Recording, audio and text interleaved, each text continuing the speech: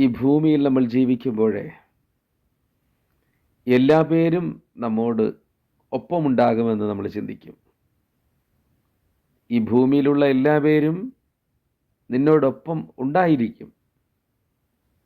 നിന്റെ കയ്യിൽ എന്തെങ്കിലും ഉണ്ട് എങ്കിൽ, നിന്റെ കയ്യിൽ ഒന്നുമില്ല എന്ന് കണ്ടാൽ അവൻ നിന്നെ ഉപേക്ഷിക്കും.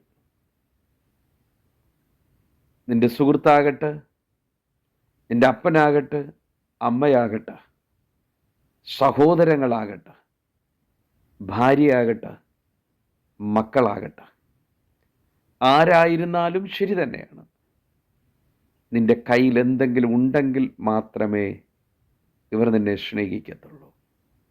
അല്ല എങ്കിൽ നിന്റെ കയ്യിലുള്ളതിനെ കൂടെ അവർ അപഹരിച്ചതിന് ശേഷം നിന്നെ ഒരു പുറം ജാതിക്കാരനെ പോലെ, അറിയാത്തവനെ പോലെ നിന്നെ അവർ ഉപേക്ഷിച്ചേക്കാം.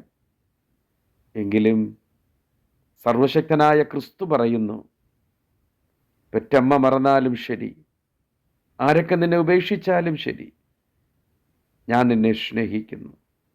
എൻ്റെ സ്നേഹമോ നിർവ്യാജ്യമായിരിക്കുന്നു. കർത്താവായ ക്രിസ്തു പറഞ്ഞു, നിന്റെ കയ്യിലുള്ളത് എന്ത് എന്നല്ല, നിന്റെ മനസ്സ് നീ എനിക്കായി തരിക. നീ എന്നിൽ പൂർണ്ണ വിശ്വാസം സമർപ്പിച്ചാൽ നിശ്ചയമായും എല്ലാ ശത്രുക്കളും നിന്റെ കാൽ കീഴിലായി തീരും. എന്താണ് ശത്രു? നമ്മെ ഭയപ്പെടുത്തുന്ന, വേദനിപ്പിക്കുന്ന എല്ലാ വിഷയങ്ങളും ശത്രു തന്നെയാണ്. ആ വേദനകളെല്ലാം ഇന്നു മുതൽ നമ്മുടെ കാൽ കീഴിലായിത്തീരും.